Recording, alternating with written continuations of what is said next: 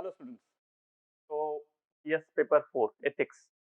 If you see that way, it's a really interesting topic. Why I'm saying this is not just because of its content, but also the way it's behaving with respect to marks.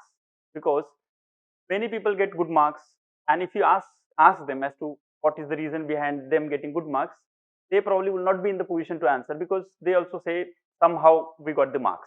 And many of my students also keep asking me as to what is that particular thumb rule or Ramaban solution for getting maximum marks in ethics. So we have been teaching ethics to the students for last so many. So what we have realized one thing is we need to understand as to why you brought in this topic in first place. Because see, GS paper 4 was not part of the UPSC examination prior to 2013. So 2013 they brought in this topic, and so that time we also didn't know as to what they are going to actually ask. But like 7 years of question papers and the syllabus analysis that we have gone through, we have come to the fair conclusion that first and foremost we need to understand as to what is the rationale behind this particular UPSC step of bringing in ethics. It is it is very anybody's guess to say that they are not expecting you to be ethical only because you studied this paper and got good marks in their ethics. Obviously they don't. They clearly know that. So, but does that mean there is no benefit, there is no logic behind, there is no purpose behind this step? Clearly not. There is purpose, and the purpose is first and foremost, sorry, to make you aware about the ethical concepts. Now, why it is important? Because when you are aware about something, you tend to appreciate it. When you tend to appreciate it, you tend to follow it. That's what is the logic UPSC has put in putting this particular paper in the examination. So they are not looking this particular exam from the short term point of view, and certainly I am very much confident about that this particular paper is going to make administration some changes in administration from the ethical point of view. Now, when you are aware about the concepts, when you know about the concept, you will appreciate. Second, rationale.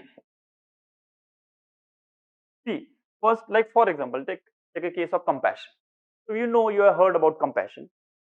It's not that you are not acquainted with the concept, but when it comes to putting that particular concept into words, we know that this particular concept called compassion. When you know this compassion, then you put logical reasoning, critical reasoning behind it as to why one should be compassionate. Now, when you put this particular question, like we know that okay, everybody should be compassionate, but as to why one should be compassionate, we need to put our brainstorming into it. Why we need to put brainstorming into it? Because once you go into the rationale, again your ability to follow it improves. Because our mind is made up of at least two personalities in us. One is self-centered, other is altruistic.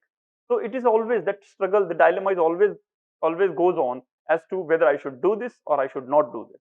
If I do, like one part of you, ethical part of you, altruistic part of you will force you to do particular task. For example, helping a poor guy, helping a elderly person to cross the road, classic examples.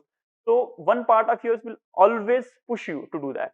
There will be other part which will be, we can say reptilian brain, or psychologically we can say self-centered, whatever you can say, but it will pull you back. It will be, it will pull you back so that your survival is ensured. It will pull you back so that it's like pulling you back towards selfishness or self-centeredness. So, and that dilemma goes on, and that's the reality. If you see, if you heard the quote, very wonderful quote given by Kant, where he says he is really in awe by two things in the world. But one is the starry sky, so many stars in the sky, and second is moral law within. So the point he's trying to make is the moral law is not teaching, it is there inbuilt in humans. So this is exactly the same logic UPSC has also put in while bringing this particular paper, as to everybody has this particular human or ethical aspect in them. How we can nurture it, how we can some parts, how we can seed it, how we can nurture it, so that once the person goes into the administration, he can take those values with him or her and make administration more ethical, because administration is not some particular system, it's made up of so many administrators. One by one, brick by brick, the administration will improve. This is the basic logic why UPSC is brought in this topic. Now, having known this, that they have come with this particular logic, now we need to understand how are they going to do this particular thing through the question paper. Like for example, if you take any question paper, they are not going to see you how you live in your life, daily life, and they don't have enough time. It is practically impossible to actually evaluate you on your day-to-day basis. So what can they do actually? They can put you through some questions, theoretical ones and practical ones. Theoretical, we know theory questions, practical we know as case studies, so that they can judge they can judge your understanding, they can evaluate your understanding and your inclination. Because if see, the first part of the question paper talks about the inclination, the theoretical understanding, the conceptual understanding, and the second part clearly tries to establish the inclination towards this, with how much passionate you are to actually do ethical tasks. This is the basic reason why they have come in with case study also. So, and if you see the like take the first part, they actually want to concentrate on the theoretical part, means whether first and foremost whether you are aware with the concept. For example, take the concept of penance. Okay, what is penance? Penance in Hindi or in Sanskrit is called prayashchit. Okay, what is prayashchit?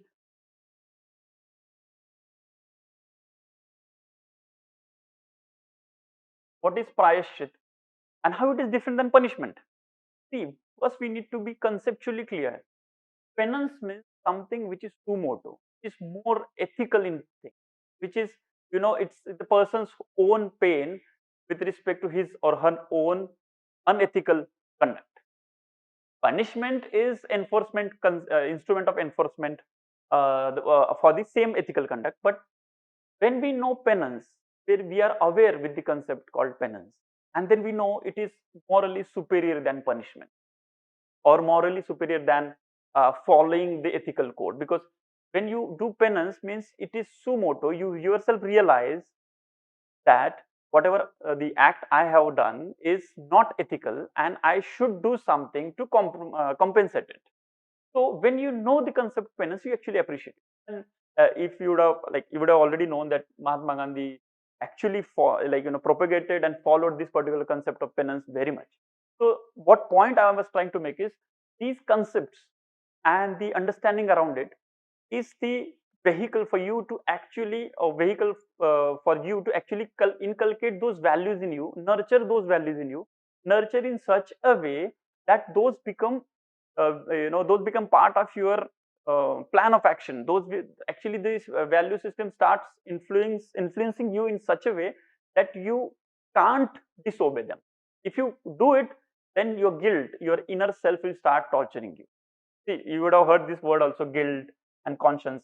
So anyway, the point is, UPSC actually wants you to go through these concepts very thoroughly, try to understand those concepts from a personal or subjective, personalized point of view, and obviously you should be in the position to objectively put it on the paper. Similar is the case, like if see, these are the concepts. If you see the situations, because situation is a more, what is situation? Like case study, we say situation is nothing but complex situations, complex, so many values put together, so many values in dilemma put together, you are required to face, and then you have to come with your answer. So what, according to my understanding till now about this paper, is you should be very thorough about, and there has to be some personalized touch as to when you say compassion, there has to be something. It's not just term. When you say penance, it's not just term, it is something which moves you little bit at least, which actually probably is the intention of UPSC of for putting this particular paper. So why I am explaining all this is because we at Levelup IAS are planning to start a new crash course on 25th of October, and this is only 15 days, because considering the time limit that students has, and because we have seen students generally they get confused as to what to read, how much to read, and most of the times even most deserving, the serious candidate also actually lose up on giving any efforts, because they generally can't give that much effort because they don't know what to actually do, what to actually read, and what is the material that they have to go through. So here at Levelup IAS, what we are trying to do is we are trying to consolidate this all. We are trying to trying you to get benefited from our experience in teaching and our backgrounds and understanding in philosophy and public administration, social psychology, and all other topics in the paper. So we have planned this 15-day crash course for you, and I will be teaching. Vishwajeet Yadav, myself, Vishwajeet Yadav, will be teaching along with Samarjit sir, and we will try to cover the particular syllabus in such a way that you perhaps no need to do anything at home apart from whatever practice questions we give it to you, because we are also going to include the practice questions that we are going to give feedback on daily basis and individually.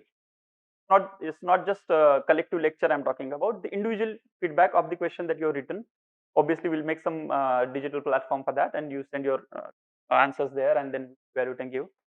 So we are very much looking forward for you to be there, and we are looking forward to improve the understanding and improve the marks of the students that are going to, and we really sincerely ask you to join us on this journey. Thank you. Hit the bell icon to never miss an update from Levelup IAS. Make sure you like, share, comment, and subscribe to our YouTube channel.